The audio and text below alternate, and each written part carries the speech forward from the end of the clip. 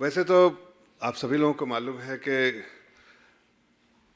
जिसका जिक्र बार बार आदरणीय प्रधानमंत्री जी भी करते हैं कि तमिलनाडु का जो कल्चर है, जो संस्कृति है, वो एक भारत की एक विरासत है और उसके बारे में बार बार हम जिक्र भी करते हैं। लेकिन आज वहाँ की जो सरकार है, डीएमके, अपनी अब विरासत चला रहा है और वहाँ की जो विरासत में कहीं ना कहीं एक जहर घोल रहा है और वो जहर है करप्शन का जहर। आपको मालूम है कि आदरणीय प्रधानमंत्री जी ने not once many time have stated that we will fight against corruption and we have absolutely zero tolerance policy of zero tolerance और अबाउट करप्शन। बट अनफॉर्चुनेटली पिछले कई दिनों में हमने देखा है, जब से डीएमके की सरकार आई है, वहाँ करप्शन जो है रैम्पेंट हो रहा है। मैं कुछ लोगों को शायद पता होगा, कुछ लोगों को शायद इसकी जानकारी भी नहीं हो कि डीएमके फाइल्स नाम के हमारे जो तमिलनाडु के बीजेपी के प्रेसिडेंट हैं अन्नामलाई जी, उन्होंने डीएमके फाइल्स एक जारी भी किया था 14 तारीख को। उसमें बहुत सारे he has expose DMK government on many occasions and particularly on 14th of April he has showcased the kind of corruption which has been done by DMK, especially when it comes to amassing wealth through unfair practices. I will give you a brief about the wealth which has been accumulated by 12 top lieutenants of DMK Chief Minister Stalin. Mr. Jagatra Kashakan, 50,000 crore. EV value, 5,442 crore. These are the, I can give you one example, like Mr. Velu had declared in 2021 that his entire asset is only 23 crore. Today, his asset is 5,442 crore.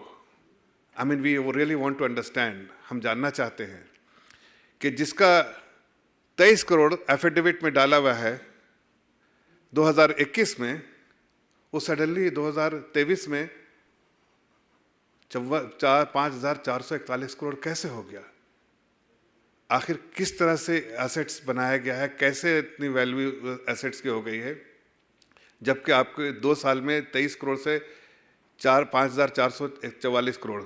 उसी तरह से अगर आप देखिए के नेहरू जी के बारे में, उनकी प्रॉपर्टीज़ जो है डिक्लेयर किया है 3 करोड़ और आज जो है वो 2500 करोड़ के 21 में मात्र 3 crore. He had declared in affidavit mister के Nehru merely 3 crore in 2021. Today he is worth 2,495 crore.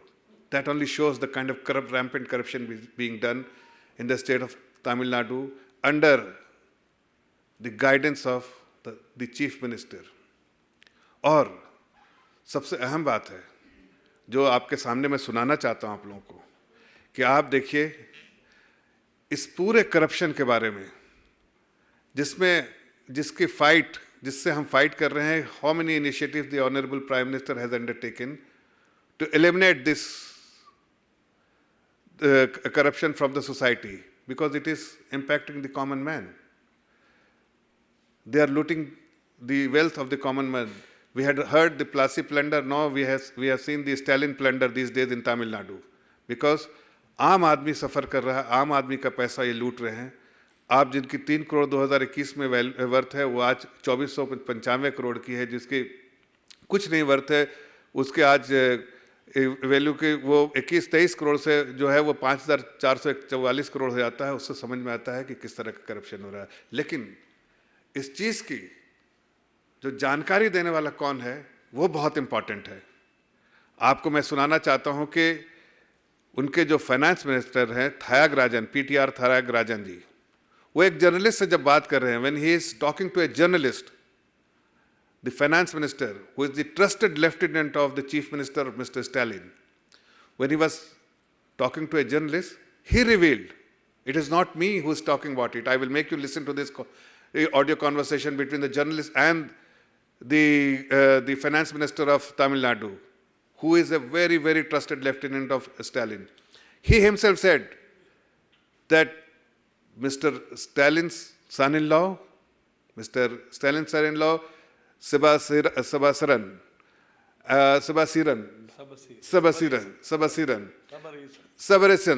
Sabareesan, and his son Udaynidhi Stalin, both put together, have made 30,000 crore merely in 1 year. How much? 30,000 crore एक साल में उन्होंने बनाया है. ये दोनों का नाम उनके फाइनेंस मिनिस्टर ले रहे हैं कि 30,000 करोड़ एक साल में उनके सन इन लॉ सेबास्टियन और उदयनिधि स्टैलिन दोनों ने मिलकर बनाया है. और चिंता क्या है, आप ये सोचिए. चिंता उनकी ये है कि पैसे को कहां छुपाएं, कहां रखें, कैसे नहीं पकड़ाए. I mean, he is worried that where to hide this money which has been made through unfair practices. I mean, the finance minister is saying that he has made 30,000 crore, and where to hide this money? I mean, they are struggling. They are making money because there is a policy, there is a chief minister who is only following a policy of corruption. Obviously, every day they are making 10, 20,000, 30 crore every day, but they don't know how to hide it because it is unprecedented that they have made such, any government has made this kind of corruption and made this kind of money in 1 year. And this is what they are up to. और ये किसका पैसा लूट रहे हैं, ये किसका नुकसान कर रहे हैं? ये आम नागरिक जो है तमिलनाडु का, common man on the street, उसका पैसा लूट रहे हैं. This money is looted by this government which actually belongs to a common man on the street. ये गरीब आदमी का पैसा लूट रहे हैं. उनके लिए जो उनके इस पे खर्च करना था वो आज तमिलनाडु के चीफ मिनिस्टर और उनके 10-12 जो करीबी साथी हैं, the close friends of Tamil Nadu's chief minister, put around 10-12 people put together, they have made an enormous amount of money through unfair practices. This is evident from the fact that this only suggests the kind of wealth they have created in last 2 years. That is a testimony of the corruption they have committed and how they have made money. आज मैं जो आपको बोल रहा था, मैं उसका video आपको सुनाता हूं और आपके सामने आपको पता चलेगा कि आखिर वो पैसा कैसे इतना बनाया है. इसकी जानकारी आपको अभी 1 सेकंड में मैं देता हूं. First thing that is confirming that the family is known for corruption. It is in their gene, it is there in DNA that they do corruptions whenever they are in power, and they loot the assets of which actually should belong to a common man. They are looting the state assets, and this is something which is known even for their grandparents that they were making this kind of correction. But today he is also saying that they have whatever money they have made, उससे ज़्यादा, जितना ज़्यादा उनके grand parents ने बनाया तो उससे ज़्यादा पैसा आज वो बना रहे हैं. दूसरी बात जो मैं कहना चाहता हूं कि उन्होंने कहा कि एक साल में इतना किसी ने पैसा नहीं बनाया जितना इन्होंने बनाया, 30,000 करोड़. ये हम नहीं कह रहे, ये उनके त्यागराजन जो मिनिस्टर है वो कह रहे हैं. और तीसरी बात उन्होंने कही कि आज ये प्रॉब्लम आ गई है कि इस पैसे को कहाँ छिपाएं, where to hide this money which is being made by these two people through unfair practices. Every day 10, 20, 30 crores he is making. This is what the finance minister is saying. Now, also I would like to bring to your attention कि आपको DMK files के बारे में पता ही है, जहाँ पर 3-4 corruptions के बारे में हमने बात की और हमने उनसे सवाल पूछा है कि आप ये बताइए कि दुबई की एक कंपनी जो है जिसके साथ उन्होंने एक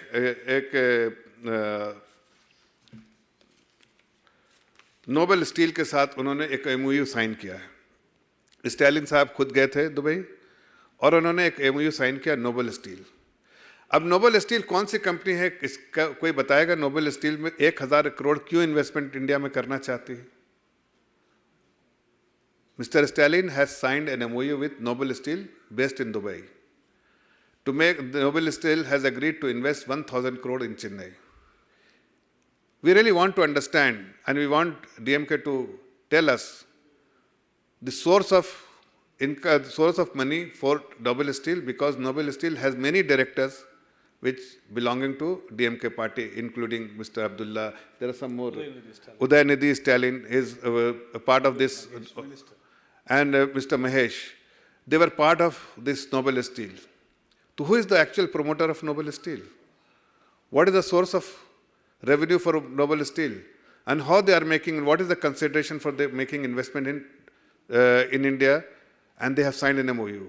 हम उनसे समझना चाहते हैं कि नोबल स्टील का आखिर क्या मकसद है इंडिया में इन्वेस्टमेंट करने का, वो किसका पैसा है, सोर्स ऑफ रेवेन्यू क्या है नोबल स्टील का, और इतना पैसा, इतनी स्ट्रेंथ तो नहीं है कि उस नोबल स्टील यहाँ पर इन्वेस्ट कर सके। लेकिन उसके पीछे की जो बात है, जो पर्दे के पीछे है, कि इसके पीछे उदयनिधि जी जो उनके स्टालिन के सन है वो उस पर डायरेक्टर रहे हुए हैं, मिस्टर महेश जो उनके पार्टी के बड़े लीडर हैं वो उनके उस पर डायरेक्टर रहे हुए हैं और मंत्री भी रह चुके हैं। और ये सारे लोग जो और अब्दुल्ला, मिस्टर अब्दुल्ला जो अभी भी मेंबर ऑफ पार्लियामेंट है, वो भी उसके जो है डायरेक्टर रह चुके हैं। ये लोग उस पर डायरेक्टर है। तो आखिर ये कड़ी आपको समझ में आ रही है कि कहाँ से पैसा ये आया है और कहाँ इसको लाया जा रहा है। इस सारा चीज़ जो है, जो मनी लॉन्ड्रिंग, राउंड ट्रिपिंग जो हो रहा है, वो आपके सामने है। हमने उनसे सवाल किया है लेकिन उनकी चुप्पी बंदी है, इसलिए इस पर जवाब नहीं दे रहे।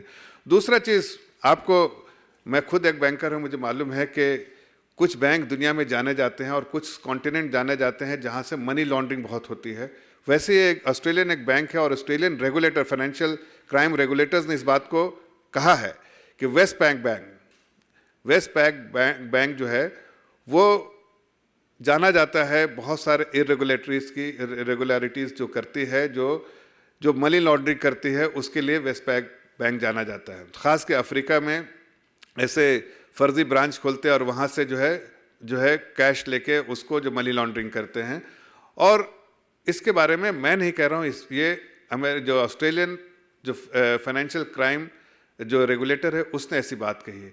अब वेस्ट बैंक का जो ने 2008 में जो सेंट जॉर्ज बैंक जो लंदन में है उसको मर्ज कर दिया था।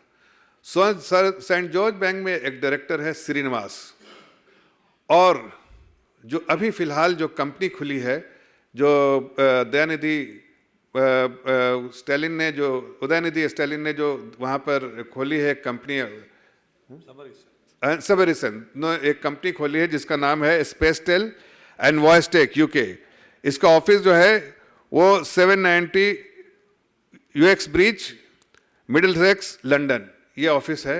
और यहीं पर भी वो जो सेंट जॉर्ज बैंक का भी एड्रेस है, जिसमें दोनों में कॉमन डायरेक्टर है। श्रीनिवास यहाँ भी डायरेक्टर है और सबरीसन के साथ ये कंपनी में जो कंपनी स्पेसटेल एंड वॉइसटेक है, दोनों में ये भी डायरेक्टर है।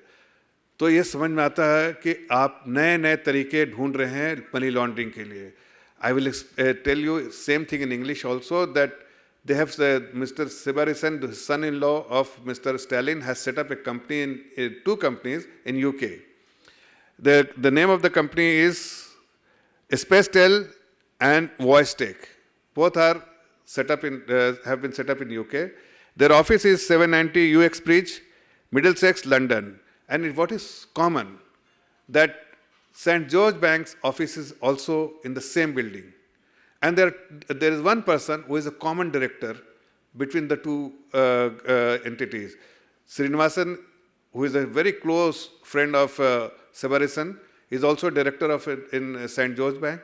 And he is also director in the two companies which has been set up by Sabareesan, who is the son-in-law of Mr. Stalin. We want to know what is the innovative way. Now they are resorting to innovative methods of money laundering.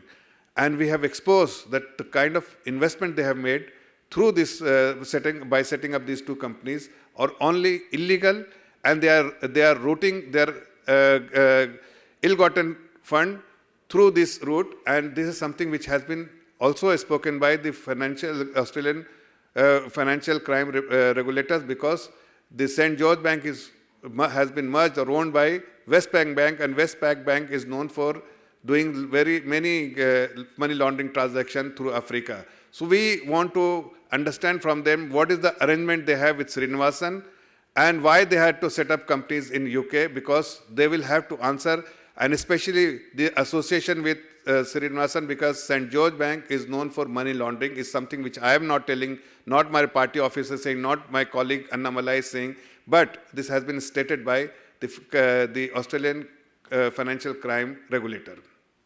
Third question which my colleague, State BJP President Mr. Annamalai has also raised, which I want to also put it across to you. उन्होंने ये भी पूछा है कि जो metro rail जो है, Chennai metro rail, उसमें आखिर किस तरह का अरेंजमेंट किया गया था एल्स्टॉम प्रोजेक्ट्स के थ्रू, एल्स्टॉम इंफ्रास्ट्रक्चर प्रोजेक्ट्स के थ्रू, कि आपने मित्सुबिशी जैसी कंपनियों को साइडलाइन किया, आपने बहुत सारे पॉलिसी गाइडलाइंस चेंज किए और इवेंचुअली आपने जो है एक ऐसी कंपनी को जो ब्राइब करने के लिए मशहूर है, जानी जाती है कि ब्राइब करके थ्रू मिडिल मैन ब्राइब करती है, और उसमें 200 करोड़ जो है उस वक्त डीएमके को दिया गया, उसके बेसिस पे ये उनको कॉन्ट्रैक्ट मिला था। और इसकी अब जानकारी, जैसा हमारे बीजेपी के स्टेट प्रेसिडेंट उन्होंने कहा है कि इसकी जानकारी सीबीआई को दी जा रही है, सीबीआई है इसको फर्दर हम उनसे आग्रह करेंगे कि सीबीआई फर्दर इन्वेस्टिगेट करे, इसलिए कि ये बहुत ही जो बड़ा करप्शन उस वक्त हुआ था, और इसकी जानकारी इसलिए कि एग्जिम की पॉलिसी को भी उन्होंने साइडलाइन करते हुए ये करप्शन किया था। So we also want to understand, and that is something which has already been stated by our BJP state president, that Mr. Annamalai, that what kind of arrangement they had, the DMK government had with Alstom projects, because Alstom project is known to use a conduit, a middleman, to bribe the authorities, and it has been heard that they had bribed 200 crore to win these projects. While winning this project, DMK had to violate many guidelines of EXIM, and also they have to accommodate or put up a policy which actually suited Alstom project, and somehow the most competent bidder was Mitsubishi, which has been sidelined by making this kind of amendment in the policy itself. So eventually the contract went to Alstom project, and they had received a bribe of 200 crores. So we want to approach CBI with all the information which has been gathered, and Mr. Annamalai has already stated that he is seeking appointment of CBI, and he will hand over all the information which he has, so that CBI can investigate thoroughly and find out who is the culprit and what kind of arrangement they had. Also, I want to raise this that Mr. Udayanidhi Stalin, जो आज के दिन में बहुत मशहूर distributor भी हैं, film distributor, producer भी हैं, वो 300 का जो रेड जाइंट करके जो कंपनी है, उसमें 300 करोड़ कहाँ से आया था? आज उसकी वर्थ 2000 करोड़ कैसे हो गई? आखिर ये कहाँ से सोर्स इसका? इस सोर्स के बारे में भी हमने पूछा है, हमारे अन्नामलाई साहब ने पूछा है, लेकिन अभी तक कोई जवाब नहीं आया। We also want to understand from DMK and Mr. Stalin and Mr. Udayanidhi that the source of 300 crore which has been put in Red Giant, which is the sole distributor in Chennai, in Tamil Nadu today, and there is a production house of Sun put together. They are actually monopolizing the film industry in Tamil Nadu. Also, the worth of 300 crore is now they have stated that it is 2,000 crore. We want to understand from where this 300 crore had come, 300 crore come, the source of this 300 crore. We have posed this question, but there is absolutely no reply from DMK. So we want to reiterate that please tell us what is the source of 300 crore, because we want to understand, the people of Tamil Nadu wants to understand that how you have put in 300 crore in Red Giant, which is worth 2,000 crore today. So, Mitro, I just wanted to highlight a few the corruptions के बारे में आपके सामने लेकर आया था, इसलिए कि आदरणीय प्रधानमंत्री जी ने बार बार कहा है कि हम करप्शन को जड़ से उठाड़ना चाहते हैं, और इसके लिए उन्होंने कई नीतियां भी लेकर आए हैं, कई पॉलिसी मेजर्स भी लेकर आए हैं, लेकिन कुछ ऐसे नासूर हैं जो आपके सामने हैं, चाहे और वो खासकर यूपीए के पार्टनर्स हैं। आप जानते हैं कि चाहे राहुल गांधी हो, चाहे वाड्रा जी हों, चाहे परिवार के और लोग हों, जिस तरह से पूरा परिवार है देश में करप्शन कर रहा था, उसी तरह डीएमके में जो परिवार है वो पूरे तौर से करप्शन कर रहा है। और इसलिए हम उस चीज़ को एक्सपोज करना चाहते हैं और हम चाहते हैं कि जो प्रदेश की जनता का जो धन लूटा जा रहा है, इन 10-12 लोग जो उनके करीबी लोग हैं डीएमके के चीफ मिनिस्टर स्टालिन के, उनको हम एक्सपोज करना चाहते हैं ताकि हम करप्शन को जो है पूरे जड़ से वहाँ ख़त्म कर पाए। The sole objective of this press conference is to highlight and expose the DMK government, how they are doing the corruption, how they are making money through unfair practices, how they are making tons of money every day, how they are ignoring the interest of the common man, how they are only safeguarding the interests of 12 strong and trusted lieutenant of DMK Chief Minister Mr. Stalin, and how the entire family, Mr. DMK family, Mr. Stalin, Mr. Udayanidhi and his son-in-law Sabareesan, all put together are making money every day, 30-40 crore, plus the Mr. Tyagarajan, the finance minister of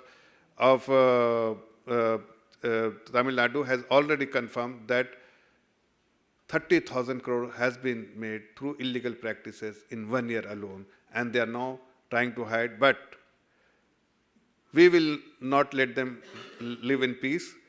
The agency will do its own work, but we will expose them. And as our BJP Tamil Nadu state president has very clearly stated that every politician who is indulged in corruption will be exposed by us, and we will continue to do so. Thank you.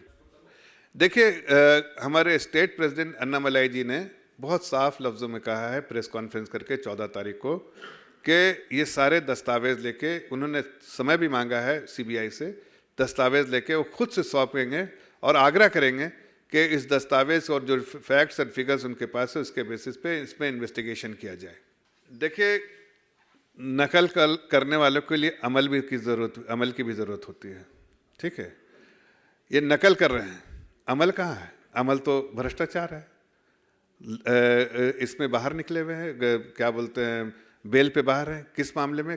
Corruption में, भ्रष्टाचार में। तो कम से कम पहले अमल ज़्यादा ज़रूरी है ना, नकल तो कोई भी कर सकता है। देखिए, राहुल गांधी जी को जो भी लोग जानते हैं, पूरे परिवार के बारे में जैसा मैंने कहा, यूपीए सरकार में जिस तरह से पूरे देश को लूटा, आज उसी का नमूना मैं बता रहा था कि उस तरह से वही परिवार जो डीएमके परिवार जो है पूरे प्रदेश को लूट रही है। Subject of our press conference today, you have digressed little bit, but only I can say that those who are pointing a fingers on the court are the one who should introspect, because there are instances where they have praised court when it has benefited them, and today when there's judgment which is against their own interest, then they will make this kind of a statement. So it's a very hollow statement which is not backed by any truth.